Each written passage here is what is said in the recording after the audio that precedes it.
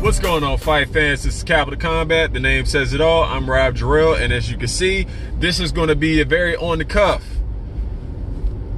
very improvisational initial reaction to tonight's pay-per-view featuring the heavyweight championship tilt of Tyson Fury versus Deontay the Bronze Bomber Wilder. So what we got tonight was a hell of a fight, full of expectations. If you watch Hakeem's preview video, you would have seen that he picked Deontay Wilder, and I also picked Deontay Wilder to win by knockout late in the fight. We didn't want to discount the skills of Tyson Fury, and they were on full display, not just outboxing Deontay Wilder, but also just showing how much he still has left in the tank after that layoff and a couple of lackluster fights after his huge win against Vladimir Klitschko. And what we got was a Tyson Fury who looks all the way back and shows skills that you really had to respect. The great movement, the feints, drawing Deontay Wilder in and throwing some very crisp and technically sound punches to Deontay Wilder's more improvisational and wild style. I don't want to down Deontay Wilder, but you can see the difference in absolute skill level as far as how polished Tyson Fury was. And he did have the help. I can't think of his trainer's, his new trainer's name, but he did have Freddie Roach in his corner, which I think made the difference. I don't know if you watched the Showtime preview episodes, but he was doing something which I think Tyson Fury did a really good job. When he threw a jab, we know that Deontay Wilder's always looking for that right hand. So what he did is when he threw his jab, or when he threw his right hand, he knew that Deontay Wilder was going to respond with his right hand. So he would always have that left hand not just back to block an incoming shot, but he had it up to know, because Deontay Wilder throws looping shots and he telegraphs and he cocks back those punches. So it's not going to always come down a straight line. But what we did get in 2 rounds was knockdowns by Deontay Wilder, which created 2 10-8 rounds. I think one was in maybe the 8th or the 9th. I can't remember. I'm kind of going off memory.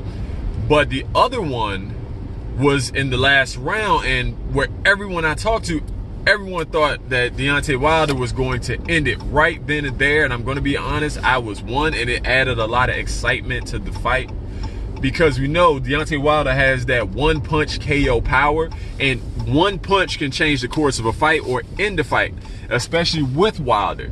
And because Tyson Fury is not really known as a power puncher, I mean, he can knock guys out, the threat was always there, but he was very confident. He had the movement with those skinny chicken legs, pale chicken legs of his, and he was in great shape. He made it through the fight, didn't waste too much movement, moved around well, didn't stop moving. But when he felt that power, everyone thought that was a wrap. And honestly, I thought Deontay Wilder was going to finish it. But again, Tyson Fury recovered well, and he kept Wilder from getting off.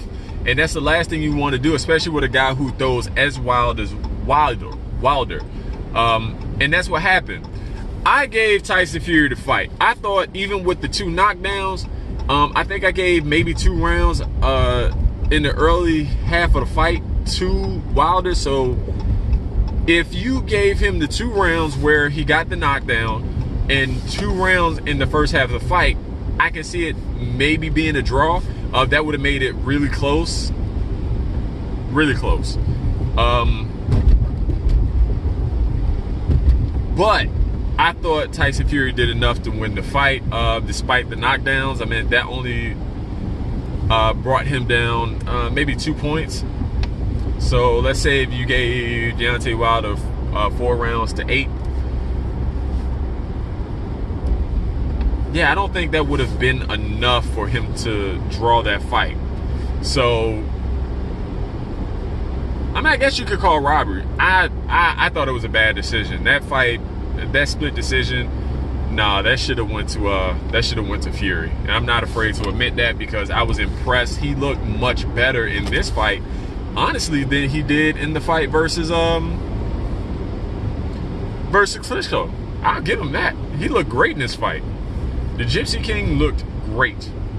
That's all I got for you today. Luis Ortiz got a good comeback win versus Travis Kaufman.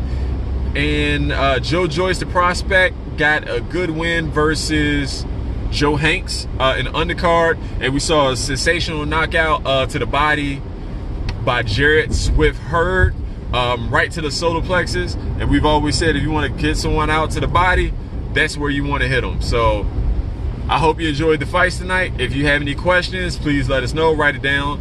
Hit us in the email, capitalcombat@gmail.com, Facebook, Instagram, Twitter. And sorry about the improvisational video because I am driving. I know I shouldn't, but until next time, peace. My fists are on fire. I perform till I perspire. My demons are in a rage. Keep thinking that it's a game.